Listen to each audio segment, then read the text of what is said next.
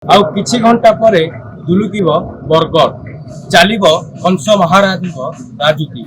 ଆମ ସହିତ ଅଛନ୍ତି ବରଗଡ଼ ବାସିନ୍ଦା ବା ଏଇ ଯୋଉ କଂସ ଦରବାରର କନଭେନର ଅଛନ୍ତି। ଆମେ ତାଙ୍କ ସହ ସିଧାସଳଖ ଭାବେ ଆଲୋଚନା କରିବା କିଭଳି ଭାବରେ ଏ ଦରବାରକୁ ସଜାଇ ଦିଆଯାଇଛି ଏବଂ ଆଉ କିଛି ସମୟ ପରେ ଦୁଲୁକିବ ବରଗଡ଼। କିଛି ସମୟ ପରେ ଇଏ ଉଦ୍ଘାଟନ ହବ।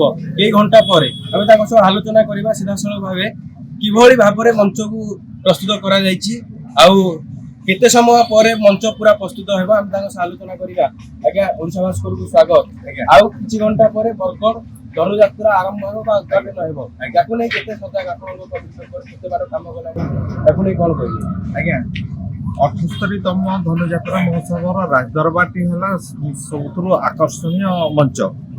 ଆଉ ଏଇ ମଞ୍ଚ ତିଆରି କରିବା ପାଇଁ ପ୍ରାୟ ଆମେ ମାସେ ଆଗରୁ ସଜବାଜ ହେଇକିରି ବର୍ତ୍ତମାନ ଲାଷ୍ଟ ପର୍ଯ୍ୟାୟରେ ପହଞ୍ଚିଛୁ, ଯାହା 95% କାର୍ଯ୍ୟ ସରିସାରିଛି।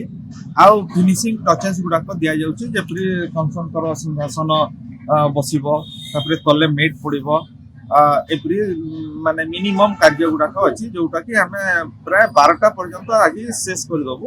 କାହିଁକିନା ଆଜି ସନ୍ଧ୍ୟା 7ଟାରେ ଏଇ ମଞ୍ଚ ଉପରୁ ଧନୁଯାତ୍ରାର ଉଦ୍ଘାଟନୀ ଉତ୍ସବ ଆରମ୍ଭ ହେବ। ସେଥିରେ ବହୁତ ମାନ୍ୟଗଣ୍ୟ ବ୍ୟକ୍ତିମାନେ ଆସିବେ, ଜିଲ୍ଲାପାଳ ମହୋଦୟ ଆସିବେ, ଆର୍ଥିକ ମହୋଦୟ ଆସିବେ ସଭାପତି ହିସାବରେ, ତାପରେ ଆମ ଲୋକାଲ MLA MP ଏମାନେ ସମସ୍ତଙ୍କୁ ମାନେ ସମ୍ମାନିତ ଅତିଥି ମୁଖ୍ୟ ଅତିଥି ଭାବରେ ଆସିକିରି ସେମାନେ ଉଦ୍ଘାଟନ କରିବେ। ତ ଆମେ ସେଇ ହିସାବରେ ଜୋରଦାର ପ୍ରସ୍ତୁତି କରୁଛୁ। ଆଉ ମୁଁ ଭାବୁଛି ସନ୍ଧ୍ୟା 7ଟାରେ ଏଇ ମଞ୍ଚରୁ ବିଶ୍ୱ ପ୍ରସିଦ୍ଧ ଧନୁଯାତ୍ରାର ଉଦ୍ଘାଟନୀ ଉତ୍ସବ ସୁରୁଖୁରୁରେ ହେବ। ଆମ ସହିତ ବରଗଡ଼ ବାସିନ୍ଦା ବି ଅଛନ୍ତି, ଆମେ ତାଙ୍କ ସହ ଆଲୋଚନା କରିବା ସେ କେତେ ଉତ୍ସାହିତ ଅଛନ୍ତି। ଯେହେତୁ ଆଉ କିଛି ଘଣ୍ଟା ପରେ ଆରମ୍ଭ ହେଇଯିବ ବରଗଡ଼ ବିଶ୍ୱ ପ୍ରସିଦ୍ଧ ଧନୁଯାତ୍ରା, କେତେ ଉତ୍ସାହିତ ଅଛନ୍ତି? ବରଗଡ଼ ଧନୁଯାତ୍ରା ଏବଂ ବିଶ୍ୱ ପ୍ରସିଦ୍ଧ ଧନୁଯାତ୍ରା, ତାକୁ ନେଇ କ'ଣ କହିବେ? ଆଜି ସନ୍ଧ୍ୟା 7ଟାରେ ଆମ ବିଶ୍ୱ ପ୍ରସିଦ୍ଧ ଧନୁଯାତ୍ରା ଅପେକ୍ଷାରୁ ଆମର ଅନ୍ତ ହେବ। ସେଥିଲାଗି ଆମେ ବହୁତ ଉତ୍ସାହିତ ହେଇକି ଅଛୁ। ବରଗଡ଼ବାସୀ ହିସାବରୁ ସମସ୍ତଙ୍କୁ ଧନ୍ୟବାଦ ଦେବି।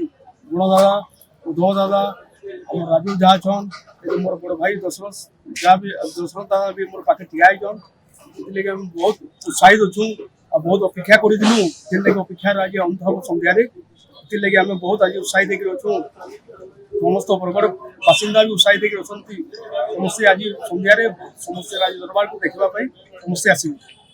ଆମ ସହିତ ଆଉ ଜଣେ ବି ଅଛନ୍ତି, ଇଏ କେଉଁ ରୂପରେ କରାଯାଇଛି ଦରବାର?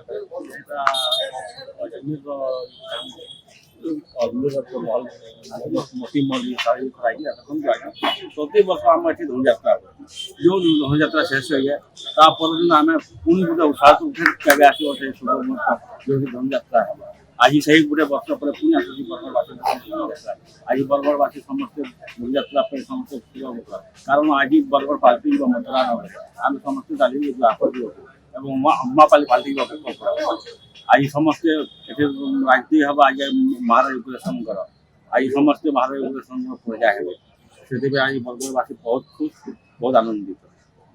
ତ ତେବେ ନିଶ୍ଚିନ୍ତ ଶୁଣୁଥିଲେ, ବହୁତ ଉତ୍ସାହିତ ଅଛନ୍ତି ବରଗଡ଼ବାସୀ। ଆଉ କିଛି ଘଣ୍ଟା ପରେ ଦୁଲୁକିବ ବରଗଡ଼, ବରଗଡ଼ ପାଲଟିବ ମଥୁରା ନଗରୀ। କଂସ ମହାରାଜଙ୍କର ଚାଲିବ ରାଜୁତି। ବରଗଡ଼ରୁ ଆଦିତ୍ୟ ନାରାୟଣ, ଓଡ଼ିଶା ଭାସ୍କର।